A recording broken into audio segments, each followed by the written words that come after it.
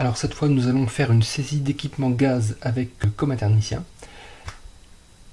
Tout d'abord, il faut choisir le type de programmation. Ça a déjà été évoqué sur la vidéo avec les équipements bois. Vous avez l'aide en ligne sur la droite. Ici, on va choisir un thermostat ordinaire, horlogeur fixe, avec un contrôle d'ambiance. Pour le gaz, vous avez deux types d'émetteurs possibles qui sont les radiateurs de type chauffage central et les planchers chauffants à eau. Si l'on prend par exemple le plancher chauffant à eau, qu'est-ce qui est important comme type de paramètre? C'est celui-ci, la variation temporelle. Si vous n'avez pas de système de régulation particulier au niveau de votre plancher chauffant, laissez cette valeur de 2,5.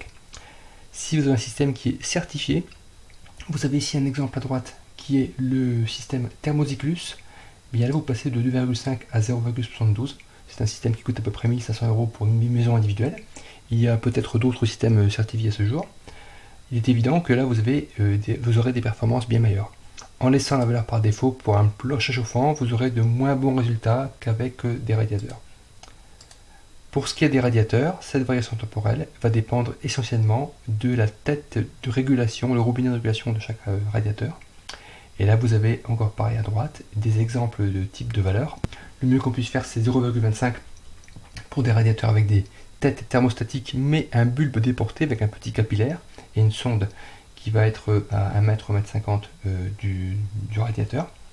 Et là, pour avoir des valeurs certifiées de ces précisions temporelles, ces variations temporelles, vous pouvez aller sur le site certita.org et il y a une rubrique chauffage, variation temporelle des robinets thermostatiques. Les autres valeurs qui sont à considérer, ce sont la température de départ, 60 degrés pour une chaudière à gaz, mais si vous êtes sur une pompe à chaleur, il faudrait avoir des températures inférieures à ça. La puissance du circulateur, encore pareil, c'est une valeur importante en RT 2012 parce que tout équipement électrique va être pénalisé par la conversion en énergie primaire de l'électricité. Et donc après, vous avez les longueurs en volume et hors volume chauffé et leur classe d'isolation. Si vous mettez votre générateur en volume chauffé, donc à l'intérieur du logement et non pas dans le garage par exemple, il est évident qu'à ce moment-là, il n'y a pas de longueur hors volume chauffé à saisir. Ici, pour ce qui est du gaz, vous avez deux choix possibles, soit une chaudière qui n'a pas de ballon intégré, ou bien une chaudière qui a un ballon intégré. Dès que vous faites un choix, vous pouvez aller saisir chercher les valeurs dans une bibliothèque. Vous pouvez également renseigner les valeurs principales des chaudières gaz à la main. À ce moment-là, votre équipement ne sera pas considéré comme certifié, donc vous aurez aussi des moins bons résultats, mais ça permet de saisir une valeur particulière si vous voulez faire des tests. Donc en cherchant dans la bibliothèque, vous pouvez justement ici commencer par utiliser les valeurs typiques d'un produit générique, si vous êtes au stade où vous ne connaissez pas encore le type de chaudière que vous allez mettre.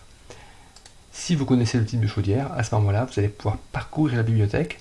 Vous pouvez ici faire des tris par fabricant, par produit, ou aussi rechercher ici directement un mot-clé qui va correspondre à un nom de produit ou un fabricant. Par exemple ici, si je saisis TWI, et bien là je vais uniquement afficher les matériels qui contiennent TWI dans la marque ou le modèle. Et bien typiquement, nous allons prendre ce modèle, c'est pas forcément une publicité pour la marque, mais c'est juste un exemple.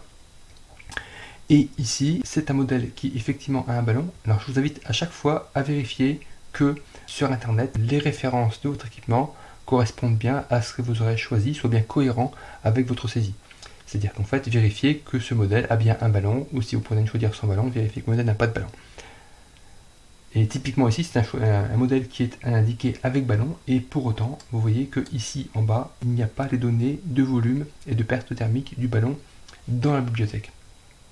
Donc dans ces cas-là, il faut les remplir à la main et donc aller chercher ce modèle. Alors ce modèle ici, là, si on va sur le site du fabricant, on le voit. Donc là, c'est un modèle qui est en fait ici, qui a comme intérêt donc d'avoir associé un système de chauffage, d'eau chaude sanitaire, mais également de chauffe-eau solaire. Le tout intégré et en plus avec un système de chauffe-eau solaire auto-vidangeable qui est un intérêt en été car vous pouvez limiter la température du ballon. Et si vous laissez votre système dans le local chauffé, ça permet de limiter la chauffe du local chauffé en été, ce qui est quand même intéressant. Et également aucun risque de gel en hiver. On va retrouver donc les valeurs qui doivent être à la fin du document. Voilà.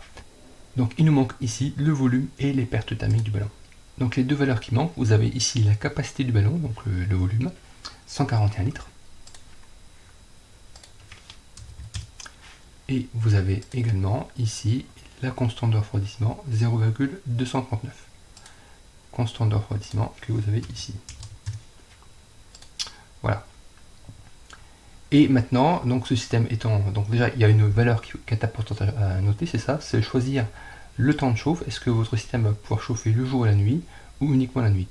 En général, les chauffe-eau qui ne marchent uniquement la nuit sont des chauffe-eau qui sont électriques à effet Joule. Donc là, celui-ci un système gaz, il peut chauffer le jour et la nuit sans problème.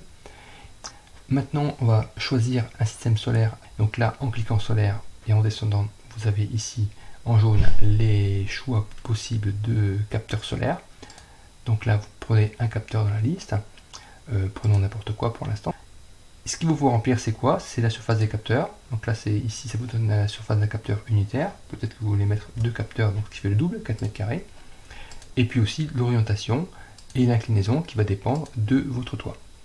Donc là, par exemple, on va se prendre quelque chose de favorable, une orientation sud, et ici, par exemple, un toit à 60%, donc 31 degrés de pente. Là, vous avez une puissance de pompe pour le système solaire qui est proposé. Vous allez voir dans la documentation du système si effectivement ici cette puissance est adaptée ou pas. Là, elle est juste proposée par rapport à la surface ici des capteurs. Avec cette saisie, eh bien, on a terminé la saisie d'un système solaire avec du gaz.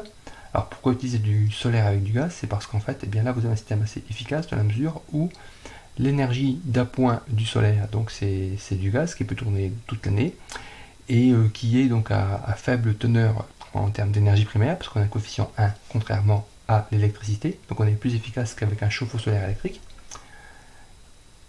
Et donc en général, ce type de système fonctionne bien en RT 2012.